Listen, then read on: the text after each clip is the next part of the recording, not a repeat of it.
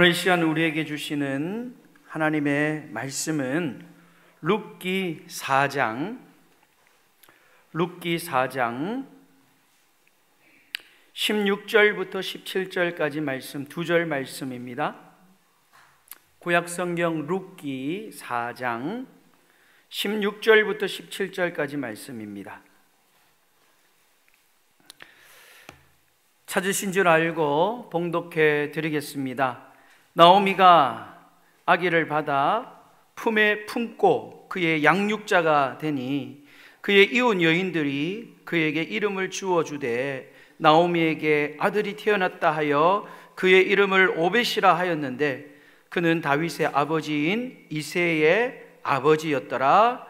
아멘. 할렐루야.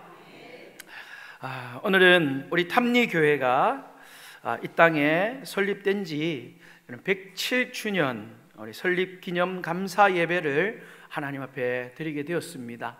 오늘 이 시간이 우리에게 아주 특별한 날이 될 수 있기를 간절히 원합니다. 하나님께서 우리를 어떻게 인도하셨는지, 또 하나님께서 우리를 통하여 어떤 교회를 만들어 가실지를 우리가 다시 한번 깊이 생각해 볼 수 있는 그런 은혜가 저와 여러분 가운데 있기를 주님의 이름으로 축복합니다. 오늘 하나님께서 우리에게 아름다운 샘플 본보기를 주셨습니다. 그 본보기는 바로 베들레헴 마을입니다. 오늘 이 유대 땅의 아주 작은 마을, 그 베들레헴 마을에 살고 있던 그 마을의 사람들이 우리에게 어떠한 모습으로 도전을 주실지 우리가 함께 생각해 보면서 우리 탐리교회가 예수 그리스도의 구원과 또 그 사랑과 은혜와 능력을 이 땅 가운데 충만하게 나타낼 수 있는 복되고 아름다운 교회 될 수 있기를 주님의 이름으로 축복합니다. 여러분, 우리 탐리교회의 107년은요 정말 힘들고 어려운 시대 속에 하나님께서 교회를 세우셔서 이 시대에 소망이 되게 하셨고 희망이 되게 하셨습니다. 여러분, 믿음의 선진들이 그런 삶을 살았는데 오늘 후대인 우리에게도 이 험악한 세상, 이 어두운 세상 속에 우리 탐리교회가 정말 희망의 빛을 비춰주고 소망의 증인들이 다 될 수 있기를 주님의 이름으로 축원합니다. 그렇다면 오늘 우리에게 주시는 하나님이 원하시는 정말 아름다운 교회는 어떤 교회냐? 오늘 제목처럼 베들레헴 마을과 같은 그런 아름다운 우리 탐리교회를 만들어 나가는 저와 여러분 되시기를 주님의 이름으로 축복합니다. 그러면 우리 교회가 베들레헴 교회같이 베들레헴 마을과 같은 교회가 되어야 되는데, 그럼 베들레헴 마을은 도대체 어떤 마을이었느냐? 첫 번째로 아무도 홀로 울지 않게 하는 아름다운 마을이었습니다. 한번 따라해 봅시다. 아무도 홀로 울지 않게 하는 것. 여러분, 베들레헴 이 마을은요 바로 엘리멜렉과 나오미가 살고 있던 그런 마을이었습니다. 이 룻기는 이렇게 베들레헴에서 살고 있던 엘리멜렉과 나오미라는 부부의 이야기로 출발을 하고 있다가 그 땅에 흉년이 들게 되었고, 또 하나님이 금하신 이 모압 땅으로 이 부부가 이주를 하게 됩니다. 여러분, 살기 위해서 어쩔 수 없는 선택이었습니다. 그런데 하나님께서는 그 모압 땅을 금하신 땅이었어요. 신명기 23장 3절 말씀에 보면 모압을 가까이 하지 말라 그랬거든요. 하나님이 이방 땅, 특별히 모압 땅을 상당히 그렇게 꺼리셨던 겁니다. 그럼에도 불구하고 그들은 모압으로 갔습니다. 여러분, 그러면 그들이 그곳에서 참 잘 안 되고 뭔가 이렇게 하나님의 벌을 받아야 되는데, 우리 하나님은 긍휼의 하나님이셔요. 모압으로 이주한 그들이 그곳에서 하나님의 긍휼을 입어서 여러분 기근을 어떻게든 면할 수 있도록 여러분 하나님이 은혜를 주십니다. 그리고 그 땅에서 두 아들이 장가를 가게 되죠. 결혼을 합니다.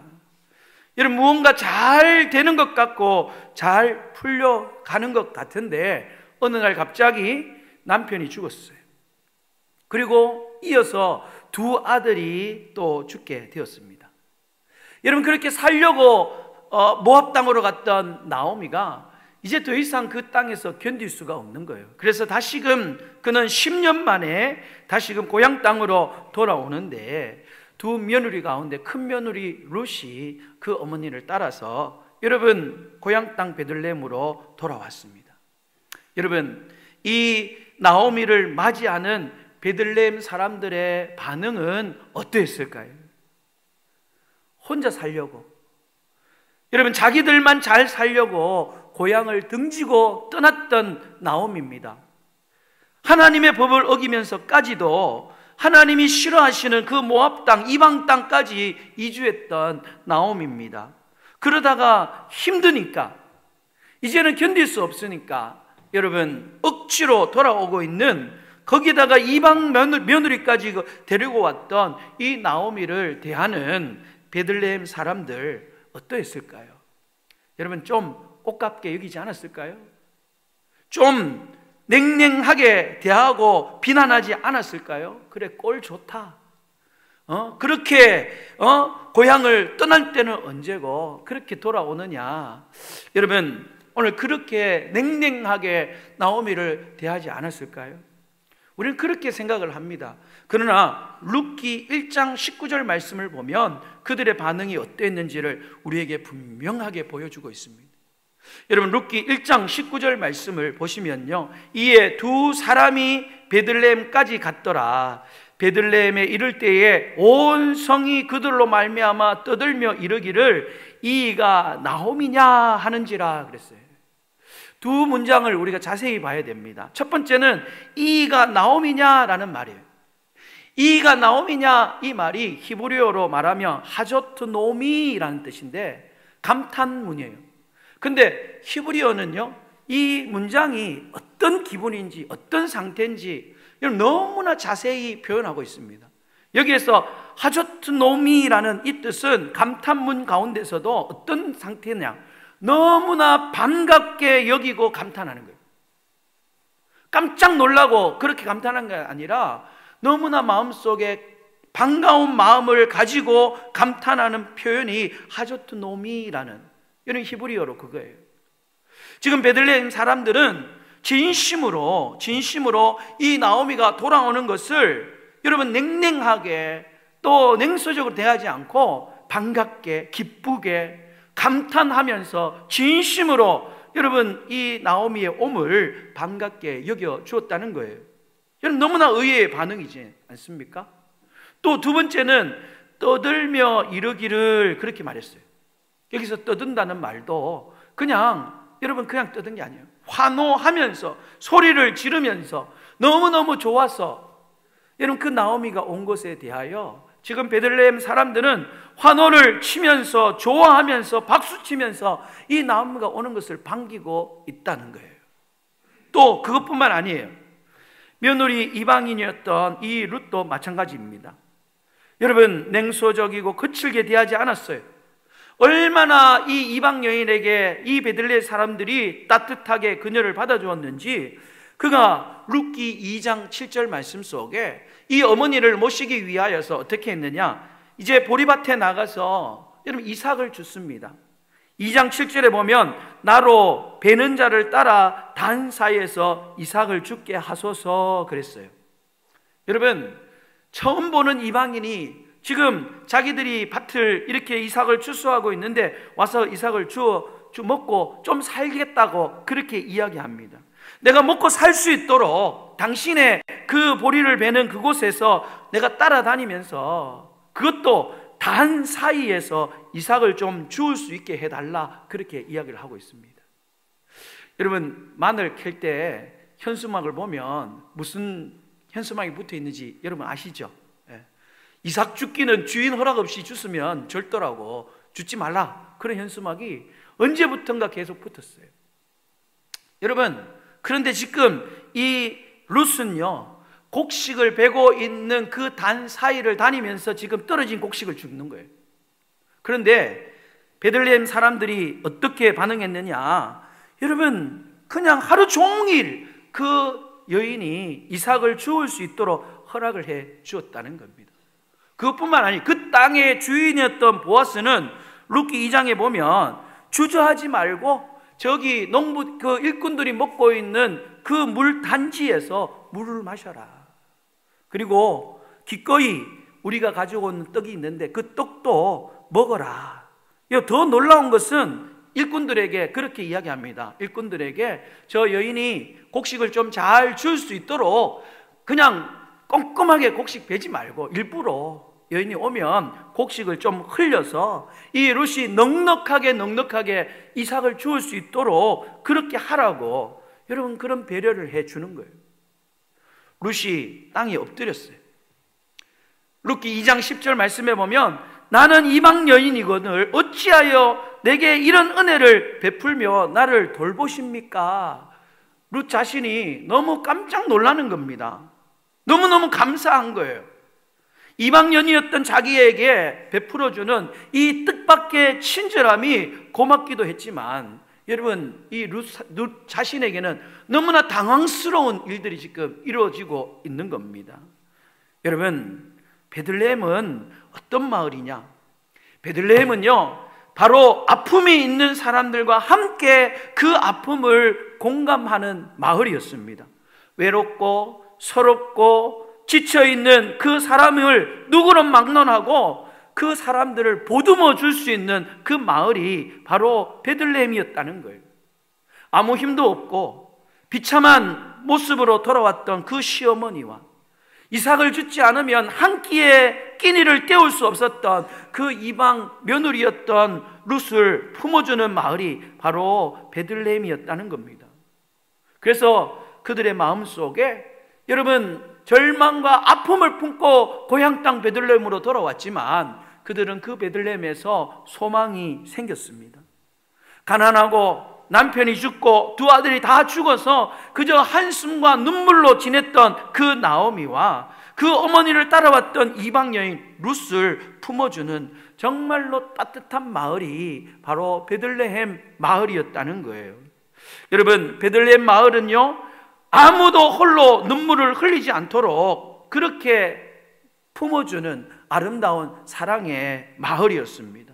아무도 혼자 아프게 하지 않는 사랑의 마을이었고 함께 울어주고 함께 아파하는 그런 사랑의 마을이었다는 거예요. 여러분 오늘 우리 탐리교회가 107주년을 맞이하였습니다. 오늘 우리 탐리교회가 이 베들레헴 마을과 같은 그런 교회가 될 수 있기를 주님의 이름으로 축복합니다. 누군가가 설 땅이 되어주는 그런 마을, 누군가가 기댈 수 있는 그런 마을이 바로 베들레헴이었던 것처럼 여러분 연약한 자들이 약한 자들이 상처받은 자들이 교회에 오기만 하면 그들이 설 수 있고 희망을 얻을 수 있고 그 아픔을 치유받을 수 있는 그런 아름다운 교회가 베들레헴 마을과 같은 그런 교회가 우리 교회가 될 수 있기를 주님의 이름으로 축원합니다. 여러분 김영환 시인이 쓴 울꽃이라는 시를 보고 저는 마음이 너무 아팠어요. 감동도 되었어요. 제가 한번 읽어보겠습니다. 할머니 어디 가요? 예배당 간다. 근데 왜 울면서 가요? 울려고 간다. 왜 예배당 가면서 울어요? 울 데가 없다. 여러분 교회가 이런 곳이 되었으면 좋겠습니다.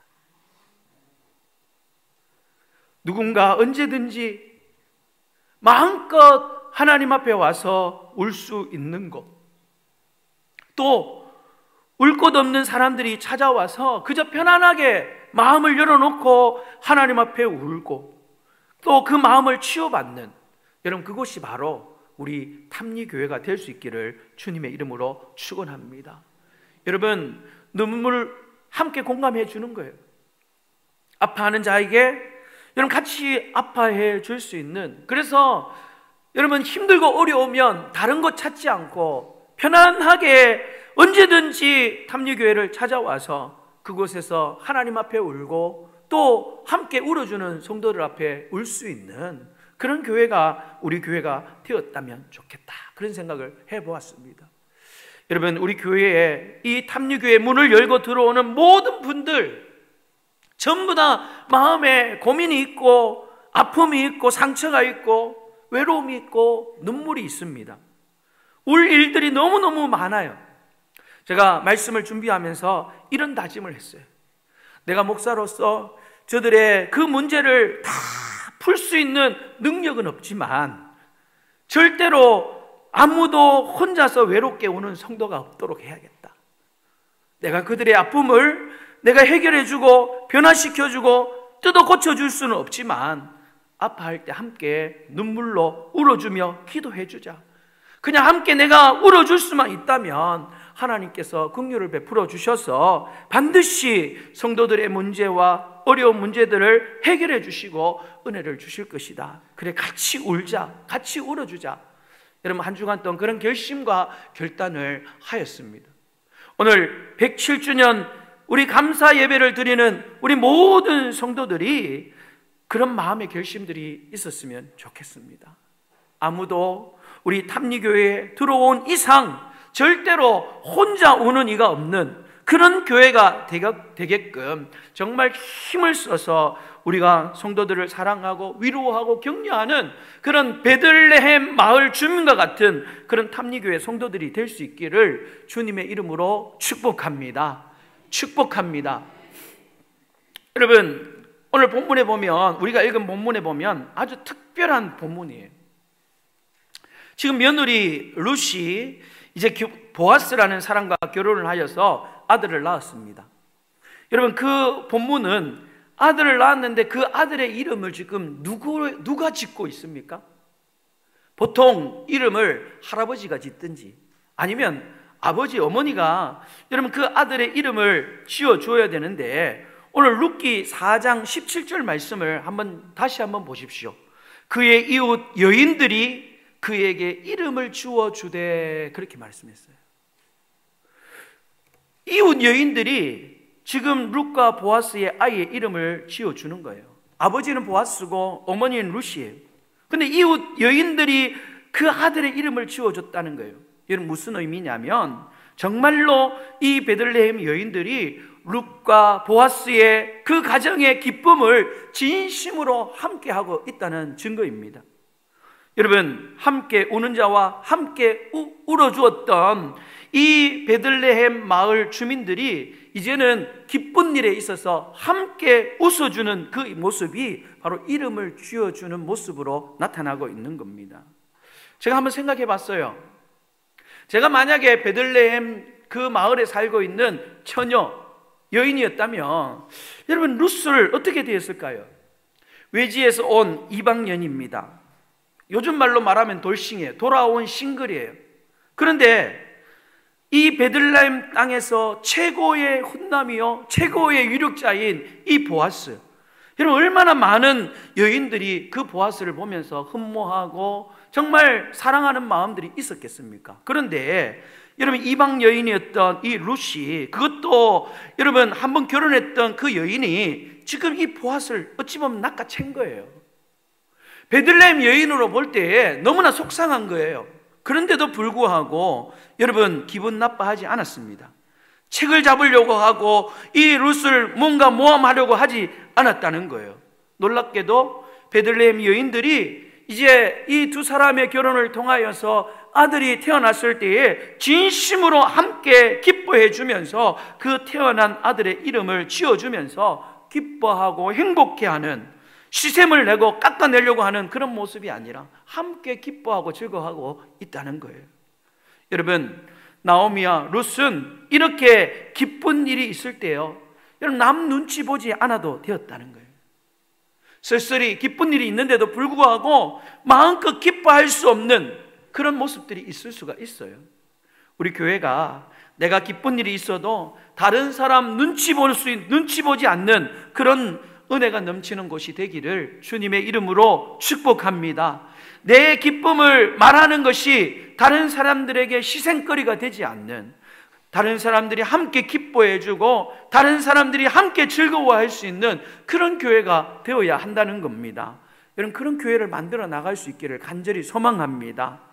여러분, 우리 교회가 혼자 우는 사람도 없지만 혼자 기뻐하는 사람도 없는, 오늘 베들레헴 마을과 같은 그런 교회가 되어서 누군가에게 희망이 되어주는 교회가 되고, 누군가를 살리고 누군가를 일으켜주고 누군가를 위로해주고 누군가와 함께 더 기쁨을 만들어 나가는 그런 은혜가 넘치는 교회 될 수 있기를 주의 이름으로 축복합니다. 축복합니다. 아멘이시죠? 아멘이 좀 컸으면 좋겠어요. 두 번째는 이 베들레헴 마을과 같은 교회는 어떤 교회냐? 말씀에 철저한 교회가 되어야 합니다. 한번 따라해 봅시다. 말씀에 철저한 교회가 되자. 여러분, 이 룻기가 기록된 시기적 배경이 어딘지 여러분 아십니까? 이 룻기가 기록된 시기는 사사기 시대입니다. 사사기 시대.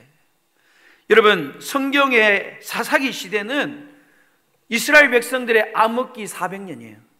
정확하게 말하면 한 350년 정도 되지만 한 400년 정도 그 사사시대 암흑기를 이스라엘 백성들은 보냈습니다. 여러분, 사사기 마지막 절 말씀이 어떻게 이 사사기 시대의 모습을 표현하고 있느냐? 사사기 21장 25절 말씀에 보면 그때 이스라엘에 왕이 없으므로 사람이 각기 자기의 소견에 옳은 대로 행하였더라 그랬습니다. 여러분, 쉽게 말하면요, 저마다 자기 뜻대로, 자기의 주장대로, 자기 마음대로 살았다는 거예요. 하나님 생각 전혀 없습니다.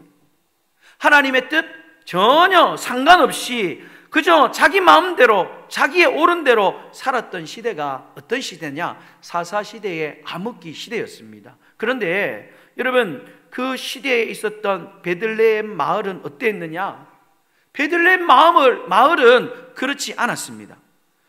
여러분, 그런 증거가 룻기에 여러 곳에 나타납니다. 첫 번째 증거는 뭐냐?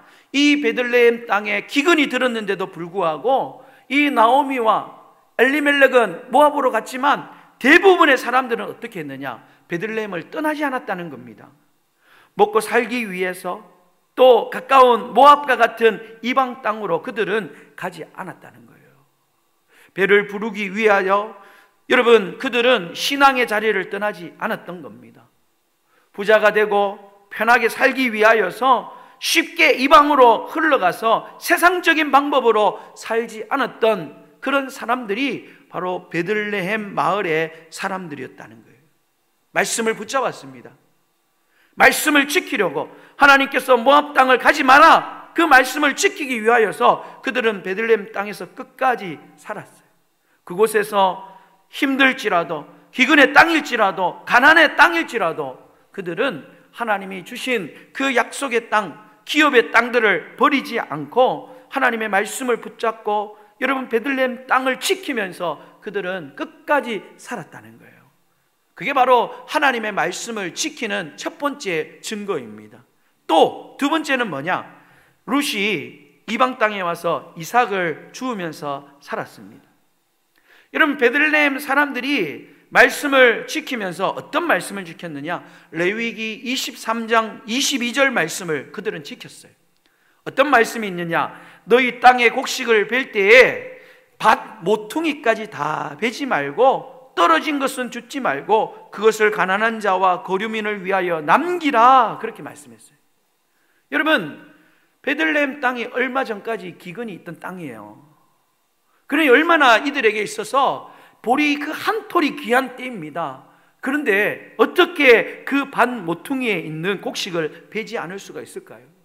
떨어진 그 보리 이삭 하나라도 주워야 될 그런 형편에 있음에도 불구하고 그들은 하나님의 말씀을 지키기 위하여서 가난한 자들이나 또 굶주린 짐승이나 또 나그네들이 충분히 먹을 수 있도록 여러분, 그 밭의 모퉁이에 곡식을 남겨두고 떨어진 이삭들을 줍지 않았어요. 그래서 룻이 그 밭에 나가서 여러분, 이삭을 주울 수가 있었다는 거예요. 그만큼 베들레헴 마을의 사람들은 하나님의 말씀을 지키는 사람들이었습니다. 여러분, 그것뿐만 아니에요. 그들이 하나님의 말씀을 지켰던 세 번째 증거는 뭐냐? 룻기 3장에 보면 기업을 무르는 고엘 제도가 있습니다. 고엘 제도. 이 고엘 제도는 뭐냐? 베들레헴 땅에서 그 제도가 시행되었는데, 이 고엘 제도는 레위기 25장에 보면 하나님이 명령하신 법이에요. 만약에 가난한 친족이 돈이 없어서 자기의 땅을 팔았어요. 그러면 그 땅을 다시금 사줄 수 있는 그런 친족들, 가까운 친족들이 있다면 반드시 그 땅을 찾아서 여러분 자기 친족에게 그걸 줘야 되는 거예요. 여러분 그게 고엘 제도입니다. 또 고엘 제도에는 어떤 것이 있느냐? 그 가정에 자녀가 없이 남편이 죽었어요. 그러면 가장 가까운 형제가 죽은 그 형제의 부인을 취하여서 대를 이어서 아이를 낳게 됩니다. 그러면 그 아들은 내 아들이 아니에요. 그 친족의 아들이 되게 하는 거예요. 그래서 그 가정의 가문이 이어지도록 만드는 거예요.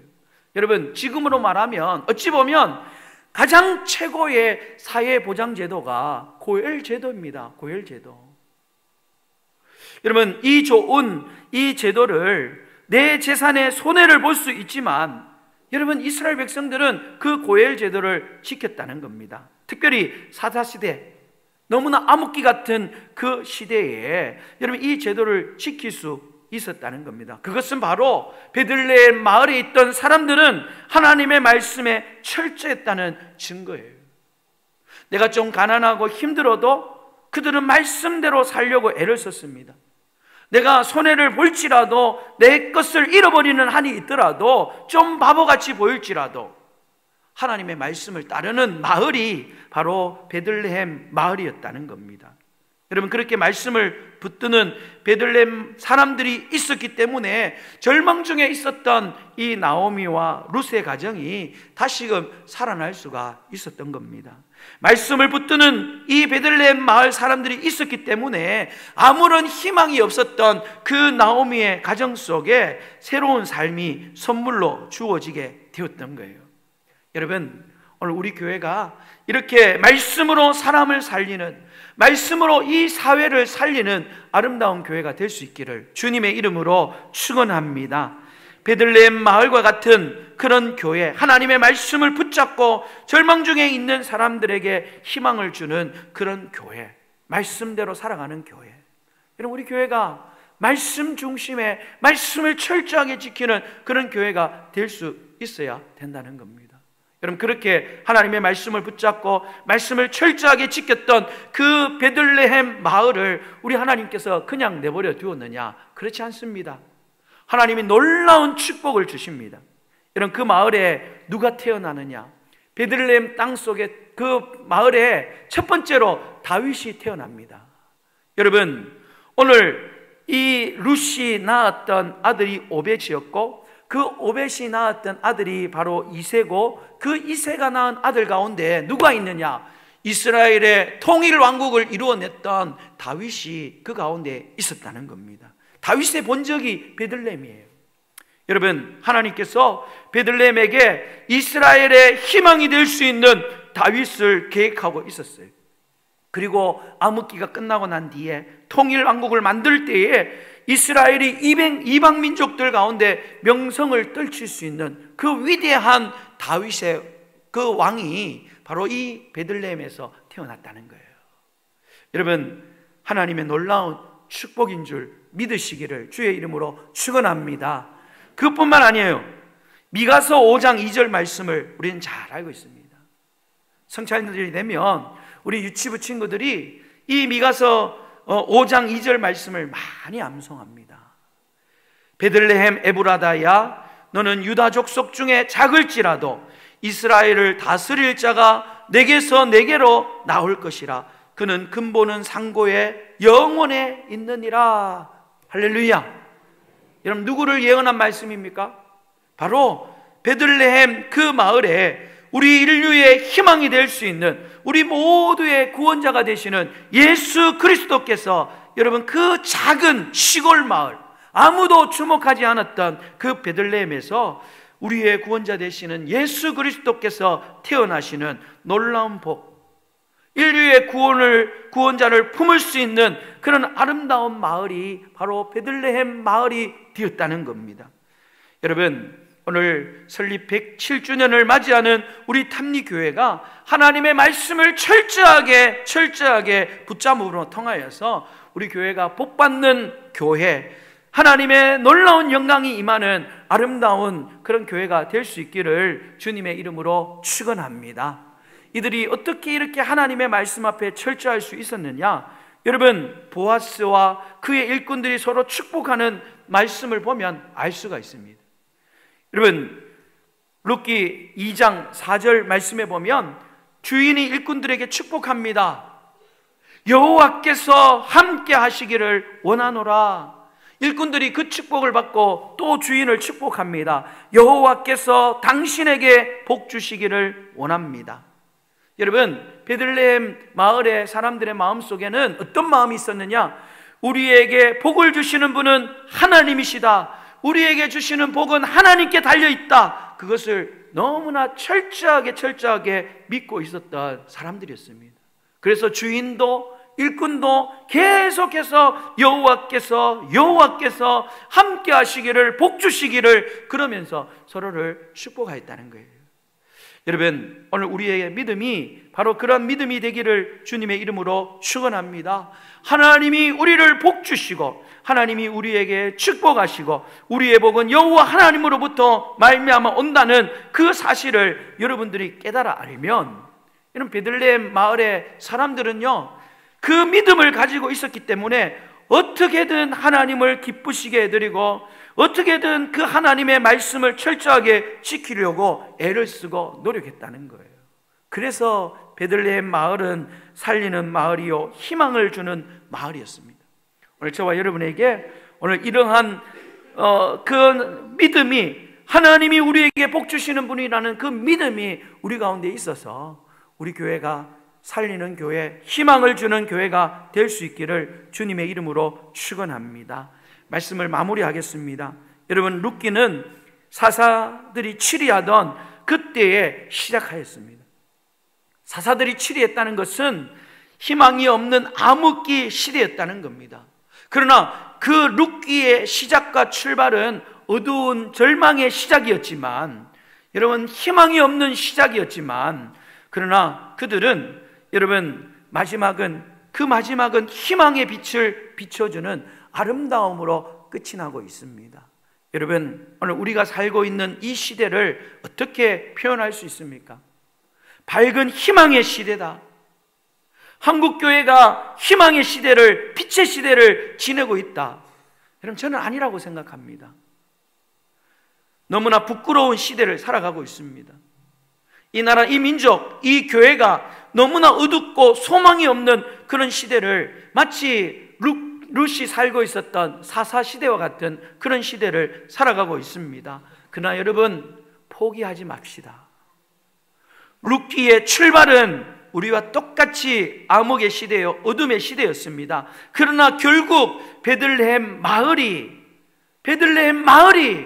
그 시대에 빛을 보여주었습니다.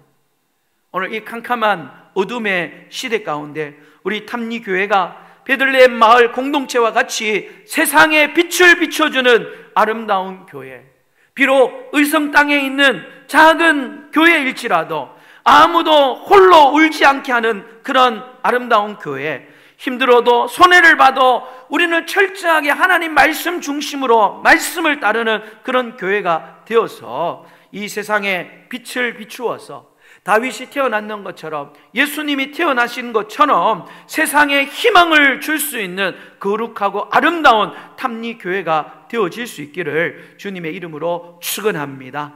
오늘 저와 여러분의 마음속에 이걸 다시 한번 무장하는 거예요. 하나님, 그렇습니다. 우리 탐리교회가 그런 교회 되기를 원합니다. 이 땅에 빛이 되게 하여 주시고 희망이 되게 하여 주시고 서로 뜨겁게 사랑하고 하나님 말씀을 철저하게 지키는 아름다운 교회, 우리 탐리교회 여러분 모두가 그렇게 만들어 나갈 수 있기를 주님의 이름으로 축복합니다. 기도하겠습니다. 하나님 아버지, 주님의 몸된 탐리교회를 오늘 이렇게 이 땅 가운데 세워주시고 우리 모두가 그 교회에 지체되게 하여 주심을 감사하고 감사합니다. 하나님 107년 동안 한결같이 함께 하시고 인도하여 주셨습니다. 이제 우리 탐리교회가 모든 것이 하나님의 은혜인 줄 믿고 날마다 감사가 넘치고, 오늘 이 험악한 세상 속에 베들레헴 마을이 희망이 되고 소망이 되었던 것처럼 우리 탐리교회도 희망이 되고 소망이 되는 아름다운 교회 되게 하여 주시옵소서. 아무도 우리 탐리교회에서 홀로 우는 자 없도록 우리가 그들과 함께 울어주고 그들과 함께 기뻐할 수 있는 그런 교회가 되게 하여 주시고, 우리가 손해를 볼지라도, 우리가 힘들지라도 그저 하나님의 말씀대로 살려고 애를 쓰는 그런 탐리교회가 되게 하여 주시옵소서. 거룩하신 예수님의 이름으로 기도드리옵나이다. 아멘. 우리 다 같이